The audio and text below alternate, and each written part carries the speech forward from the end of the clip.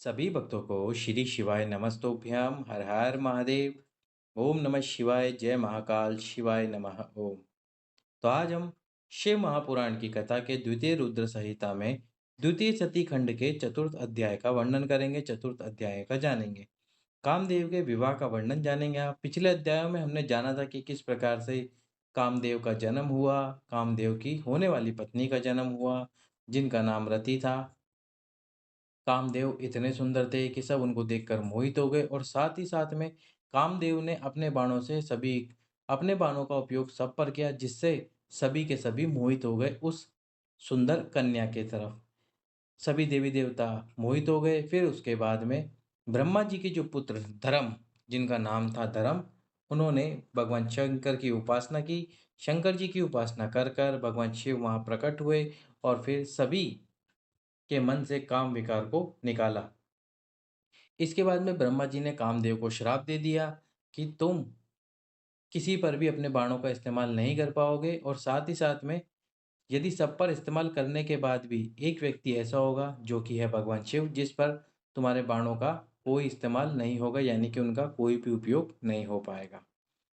तो आज हम कामदेव के विवाह का वर्णन जानेंगे। साथ ही साथ में आज हम आपको मंगलवार के उपाय का वर्णन करेंगे।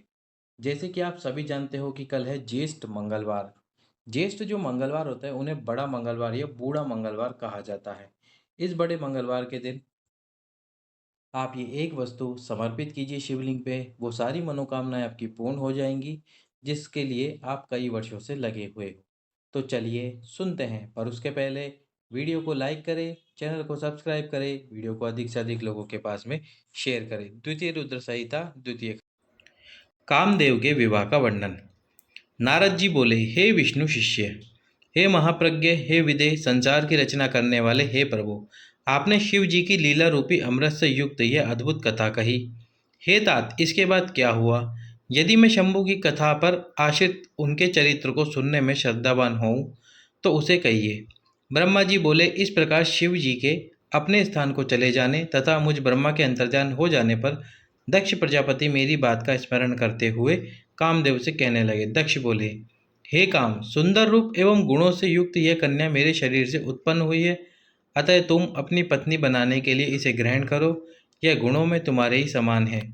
हे महातेजस्विनी, तेजस्विन, यह कन्या सदा तुम्हारे साथ रहेगी, धर्म के अनुरूप तुम्हारी इच्छा के अनुसार तुम्हारे वश में रहेगी।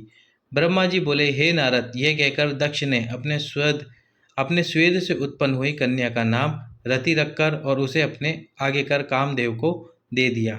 हे नारद, यह कामदेव मुनियों को भी मोहित करने वाली उस परम सुंदर दक्ष कन्या से विवाह करके बड़ा प्रसन्न हुआ।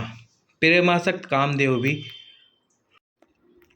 परम कल्याणकारी रति नामक अपनी स्त्री को देखकर उसके गुणों से आकृष्ट होकर उस पर अत्यंत मोहित हो गया।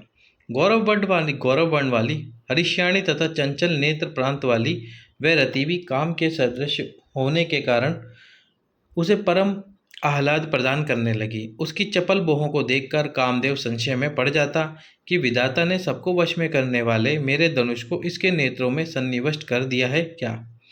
हे द्विजश्रेष्ठ, उस रति के कटाक्षों की शीघ्र गति तथा उसकी सुंदरता को देखकर कामदेव को अपने अस्त्रों की शीघ्र गति पर विश्वास नहीं रह गया। उसके स्वाभाविक रूप से सुगंधित तथा मंद श्वास को सूंघकर कामदेव ने मलय पवन के प्रति अपनी श्रद्धा का त्याग कर दिया। सुंदर लक्षणों से युक्त तथा पूर्णिमा के चंद्रमा के समान उसके मुखमंडल को देखकर कामदेव उसके मुख और चंद्रमा का भेद करने में असमर्थ हो गया। स्वर्ण कमल की कली के समान उसका वक्षस्थल भ्रमर से वेष्टित कमल की भांति सुशोभित हो रहा था।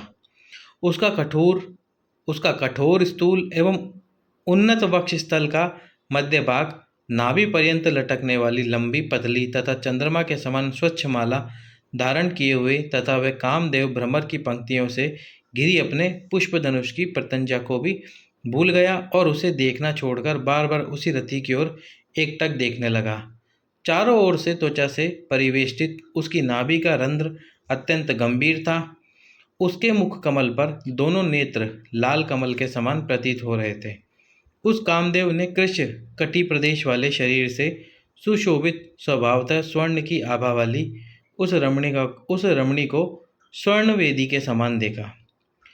कदली स्तंभ के सदृश विस्तृत, स्निग्ध, कोमल तथा मनोहर उसकी जंघाओं को कामदेव ने अपनी शक्ति के समान देखा। लाल लाल पादाग्र तथा प्रांत भाग वाले उसके दोनों पैर रंगे हुए से थे। इससे कामदेव अनुरक्त होकर उसका मित्र बन गया। पलाश पुष्प के समान लाल नखों से युक्त, सूक्ष्म अग्रभाग वाले तथा गोलाकार अंगुलियों से युक्त उसके दोनों हाथ अत्यंत मनोहर प्रतीत हो रहे थे। उसकी दोनों भुजाएं कांति में मृणाल के समान लंबी, कोमल, स्निग्ध और कांतियुक्त लाल मूंगे के समान शोभित हो रही थी।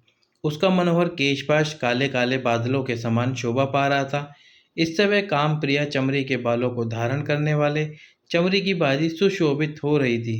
सौंदर्ययुक्त ऐसी रति को हर्षित नेत्रों वाले कामदेव ने उसी प्रकार ग्रहण किया जिस प्रकार हिमालय से उत्पन्न गंगा को महादेव जी ने ग्रहण किया था। चक्र तथा पद्म के चिन्हों से युक्त, मृणाल खंड के समान मनोहर हाथों से युक्त वह रति गंगा नदी के समान प्रतीत हो रही थी। उस रति की दोनों बाहों की चेष्टाएं नदी की सूक्ष्म लहरों के समान प्रतीत हो रही थी। उसके कटाक्षपात की ही नदी की वेगवती धारा के और विशाल नेत्र कमल के समान प्रतीत हो रहे थे। उसकी सूक्ष्म रोमावली शैवाल थी और वह अपने मनुरूपी वृक्षों से विलास कर रही थी।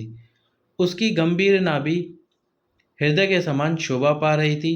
वह कृशागात्रा रति अपने सर्वांग की रमणीयता तथा लावण्यमयी शोभा से बाहर आभूषणों से युक्त तथा 16 श्रृंगारों से शोभामान होकर संपूर्ण लोकों को मोहने वाली और अपनी कांति से दसों दिशाओं को प्रज्वलित करती हुई महालक्ष्मी जैसी प्रतीत हो रही थी।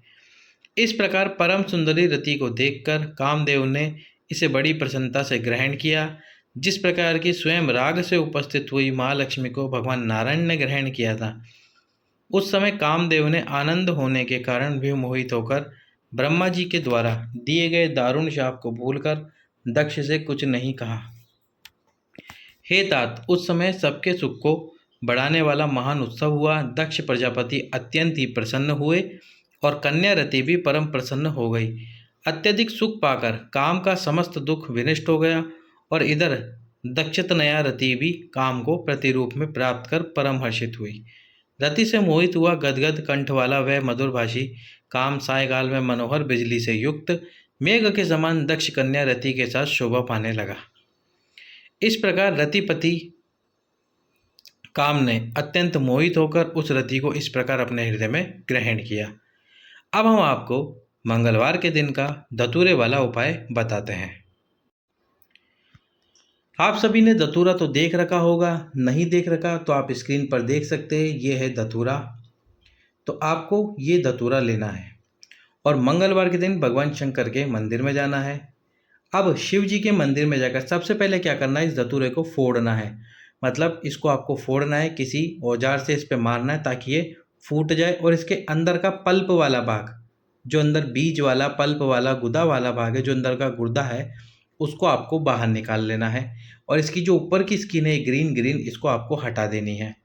अब जो अंदर का पल्प वाला भाग है उसको आपको आपके हाथ में रखना है और आपकी कामना बोलनी है। आपकी जो भी कामना है भगवान शंकर से उस कामना को बोलिए और कामना को बोलते हुए उस धतूरे के पल्प वाले भाग को आपको भगवान शंकर के शिवलिंग पर समर्पित कर देना है। कहाँ पर? शिवलिंग पर समर्पित कर देना है। और शिवलिंग पर समर्पित करने के बाद उसी पल्प वाले भाग पर एक कलश जल, कितना? एक कलश जल समर्पित करना है, बिल्कुल धीरे धीरे। एक कलश जल समर्पित कर दीजिए इस पल्प वाले भाग पर। जिस भी कामना से आप समर्पित करेंगे इस धतूरे को और पल्प वाले भाग पर, धतूरे के पल्प वाले भाग पर जल, आपकी वो कामना अवश्य ही पूर्ण होगी।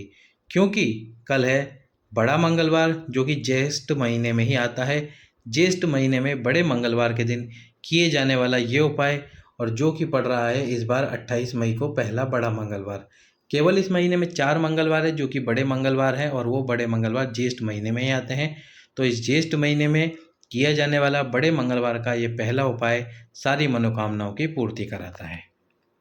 तो अब हम पढ़ते हैं आगे का अध्याय। जिस प्रकार योगी ब्रह्मा विद्या को ग्रहण करता है और वह रति विशेष काम को प्राप्त कर इस प्रकार प्रसन्न हुई, जिस प्रकार पूर्ण चंद्र के समान मुख वाली महालक्ष्मी विष्णु को पति रूप में प्राप्त कर प्रसन्न हुई थी।